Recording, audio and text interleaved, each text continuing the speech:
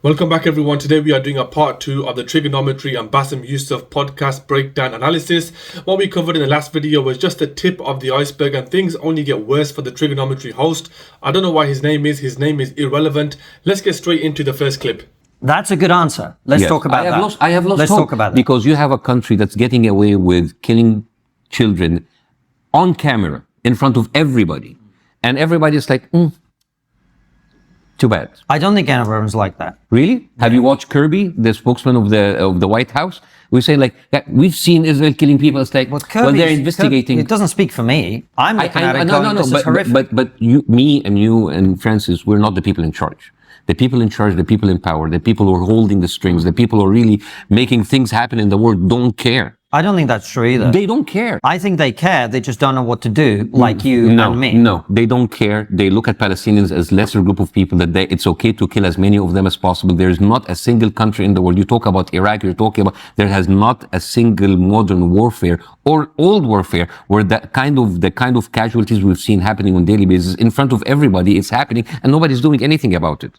So that's why I lose hope. Like the thing is, like, Israel, okay, what will be the number that will make you say, okay, that's enough? It's not a bad number. Okay, so straight off the bat, there are a couple of very important notes to highlight. The host says he thinks the people in charge do care, but that they don't know what to do. We give him the benefit of the doubt and blame it on his naivety and ignorance. Do they care? The answer is categorically no. How do we know that? I'll tell you how. Very simple. The lack of empathy. What do I mean by that? You've seen the videos on my channel, and I'm sure there's plenty of others out there. Was any remorse shown? Any emotion? Was any investigation, for example, like Hind Rajab's case, taken serious? None whatsoever. The lack of empathy or care was visible on all Israeli and US officials when asked. Second part of that was they don't know what to do. Let me tell you what they can do. Open the borders. Provide safe passages for people. Stop the bombardment. Allow aid to enter freely. Allow journalists to enter freely. This is what they can do. Has it been done? No. Okay. What I'm putting to you, right? Okay. I don't think Palestinians are animals. I don't think they're bad people or anything like that. We're talking about the situation as it exists. And yet you react differently for the death of Palestinians, for the death of Israelis, because... Do I? Yeah, you do. How so? Because in October 7th, which is seems to be our starting point... It's not. 1,139 Israelis were killed, and I don't know, 170... And I said that's wrong. Yeah, of course. But then you're asking... if I was the prime minister, what I should have done. But you never ask yourself, if I was Palestinian, what if I have done? Because here's the thing. Sorry, ask that question again. If you are Palestinians, how could I react to that daily atrocities to me? But I already said, for the sake of argument, let's accept that October 7th is a legitimate uprising. I'm not saying it's illegitimate. I know you. I'm not saying. I know you're not. I'm saying. If you're a Palestinian and you have all of your family Bassem, do you know what for the sake of argument means? Yes. Right. We're exploring the idea. So if you're the sake of argument, if you're a Palestinian in the position of like all of your family were killed, all of your... I'd be on the front line. Okay. So I wouldn't be killing civilians. You wouldn't? No. But if you were a prime minister of Israel, you would kill civilians. I didn't say anything about what I would do if the prime minister of Israel, right?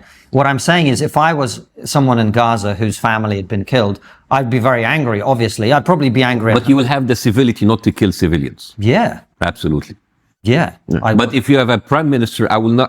Why would I but if I'm the prime minister of Israel, I will be justified to act with no civility. Did I say that? Happened. No, but I'm saying... But why are you arguing with other people who are not here? But but the argument is crazy. Just talk to me. You're here with me. I know, but the argument is crazy. Why? We are trying to find justification or other ways for Israel to react differently. No. As if that's the only way. Can I just say... Because when I tell you not this, so you tell me, so what? As if I have to come up with a solution for the murderous prime minister who's been killing people for the past 6 months. No. Firstly, a message to brother Bassem Youssef: please don't waste your time with these fools. Secondly, the host comes across patronizing and just outright rude. He also states October the 7th wasn't the starting point, yet all he's been talking about is asking ridiculous questions like, if you was a prime minister, what would you do? Man, this isn't a fairy tale. This isn't a dream, it's real life. We really need to move away from this ridiculous line of questioning. He's talking about himself as a Gazan, and if his family was killed, he would be angry. Please don't disrespect the Gazan people. They are tenfolds of people you are. Bassem, please don't entertain these people. They're only in it for the views. Most people, and that's what I said to you at the beginning, most people want the killing to stop, and they're trying to work out at the same, in a very difficult, I mean, there's a reason it's been going on for as long as it's been going on. It's complicated and it's No, difficult. it's not complicated. It's not really complicated. just let me It's a group finish. of people who took up other people and continue killing them. It's not that complicated. It's very obvious. Well, if it was that simple, it would have been resolved by now. It's actually very simple. The problem lies with the leadership. If the leadership or those in powerful positions really wanted to see a stop to the conflict, it would have been done by now. How does stopping the conflict benefit the US? For example, the $8 billion arms deal confirmed just a few days ago to Israel. How does the conflict benefit Israel? For example, the concept of a greater Israel and a Jewish-only state. How does stopping the conflict help them in their mission? No, it will not be resolved because people who are evil have the power and you cannot do anything in order to change that. I mean, they are killing you in your face, and you're telling we're killing people. You try. Okay. You try. Can I just say, firstly, this reminds me of my childhood. So thank you, guys. Who's mummy and who's daddy? That's the question. Yeah, I mean, well, I don't see gender. It's 2024. Having said that, I think it's very important for people to understand, because obviously passions are very high when it comes to this subject. What is it like for the ordinary Palestinian before October 7th? What's it like? What was it like? So just explain, what is it like to live in that area? What rights do they have? What rights are they being denied?